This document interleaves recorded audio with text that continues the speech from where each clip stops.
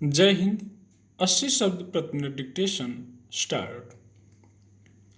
पहाड़ की टूटी फूटी सड़कों पर बरसात के दौरान आम लोग भी सड़क पर चलने से परहेज करते हैं। इन्हीं सड़कों पर वे हर सुबह उठकर देर रात तक बच्चों के लिए तैयार की गई पढ़ाई की कॉपियों और कागजों की छाया प्रतियों को अपने थैले में समेटते हुए सुबह 6 से 7 बजे के बीच घर से निकल पड़ती हैं। थैले में पहले से ही एक पानी की बोतल, एक छाता और थोड़ा सा आहार रखा हुआ होता है। उनके दिलो दिमाग में बस एक ही धुन सवार होता है कि घर से निकलने के बाद वे उस दिन कितने बच्चों तक पहुंच पाएंगी और कैसे अधिक से अधिक समय बच्चों के साथ गुजार सकेंगी। दरअसल सामाजिक सरोकार की वजह से निजी स्तर पर किए गए कुछ प्रयास समूची व्यवस्था के लिए प्रेरक और उत्साह बढ़ाने वाले उदाहरण बन जाते हैं।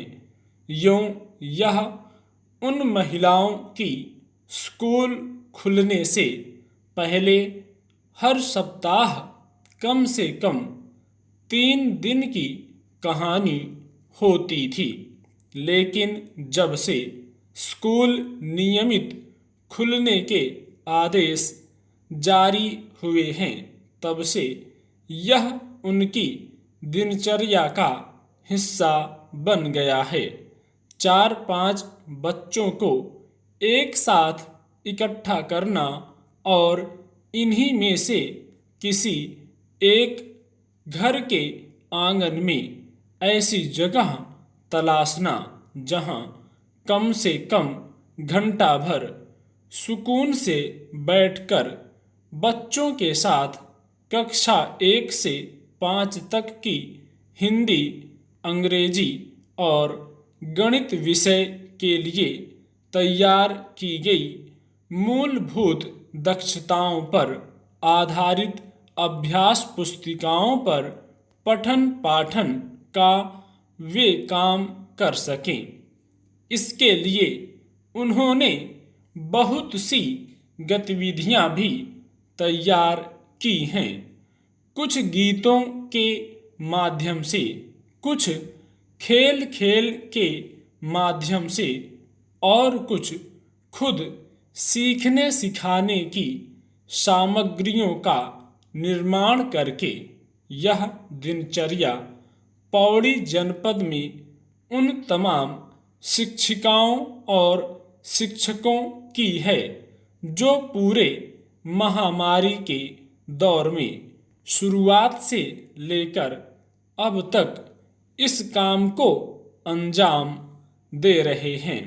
वजह यह कि ऐसा करके वे जल्द से जल्द अपने अपने विद्यालयों के बच्चों में मूलभूत दक्षताओं में हुई कमी की अधिक से अधिक भरपाई कर सकें।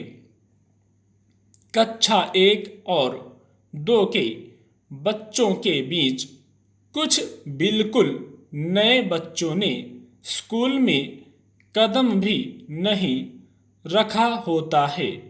उन बच्चों को स्कूल में लाए बगैर स्कूली प्रक्रियाओं में शामिल करने के लिए तैयार करना उनके लिए एक ऐसी चुनौती है जिसके लिए हमें उनके संघर्ष को उनके अनुभवों के साथ समझने की कोशिश करनी होगी।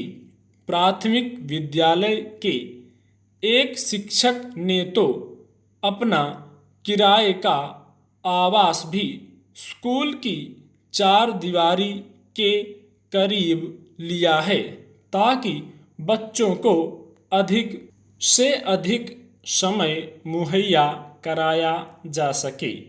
उनके प्रयास से महामारी के बावजूद स्कूल और आसपास के लगभग 10 गांव के बच्चे जवाहर नवोदय विद्यालय में प्रवेश के लिए तैयार कर सके हैं। सरोकार व्यक्ति को निजी दायरे से ऊपर उठा देता है। ऐसे विद्यालयों में बच्चों की संख्या अधिक होती है। ऐसे में शिक्षकों के लिए काम बहुत चुनौतीपूर्ण हो जाता है। स्कूल बंद होने के बावजूद स्कूलों पर सूचनाओं का बोझ यथावत जारी है, क्योंकि अधिकतर स्कूलों में आमतौर पर 2 ही शिक्षक होते हैं। तो ऐसे में उन्हें गांवों में जाने के दौरान बच्चों को पर्याप्त समय देने में व्यवधान उत्पन्न होता है। एक महत्वपूर्ण बात यह है कि जो शिक्षक स्वेच्छा से बच्चों को गांव-गांव घूमकर इस तरीके से पढ़ाई कराने का प्रयास करते आ रहे हैं, उन्हें सहयोग करने की जरूरत लगती है, ताकि वे बच्चों को स्कूल में आमंत्रित कर सकें और उनकी पढ़ाई लिखाई को नियमित और व्यवस्थित तरीके से करा सकें। इससे न केवल शिक्षक बच्चों के साथ सुगमता से और प्रभावी शिक्षण कर सकेंगे, बल्कि बच्चों के अभिभावकों पर मोबाइल और इंटरनेट पर होने वाले अतिरिक्त खर्च से भी निजात मिलेगी। मौजूदा समय में शिक्षकों की समस्याओं पर अलग से सोचने की जरूरत है कि कैसे शिक्षकों की अकादमिक जरूरतों को सभी प्रयासों के केंद्र में लाया जाए। इसके साथ साथ शिक्षक जो भी प्रयास कर रहे हैं, उन्हें पर्याप्त सहयोग किया जा सके। बहुत सारे शिक्षकों ने पुस्तकालय के माध्यम से बच्चों तक अपनी पहुंच को संवर्धित किया है, ताकि बच्चे लगातार कुछ पढ़ने की प्रक्रियाओं में शामिल रह सकें।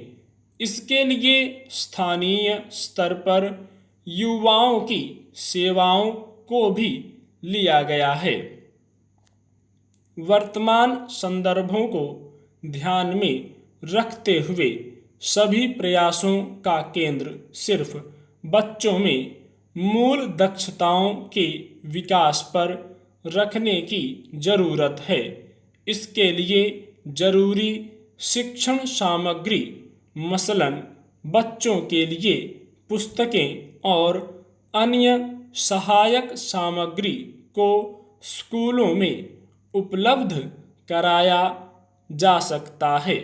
सीखने की काबिलियत को बेहतर बनाने के लिए शिक्षकों के साथ निरंतर संवाद करने की जरूरत है, ताकि जो शिक्षक बहुत ईमानदारी और सरोकार के साथ अपना वक्त देकर इस तरह से प्रयास कर रहे हैं, वे अपने इन प्रयासों को और अधिक प्रभावी बना सकें। अच्छा हो कि कुछ ब्रिज कोर्स जैसे विशिष्ट पाठ्यक्रम तैयार किए जाएं, ताकि शिक्षक इनका उपयोग आवश्यकता अनुसार कर सकें।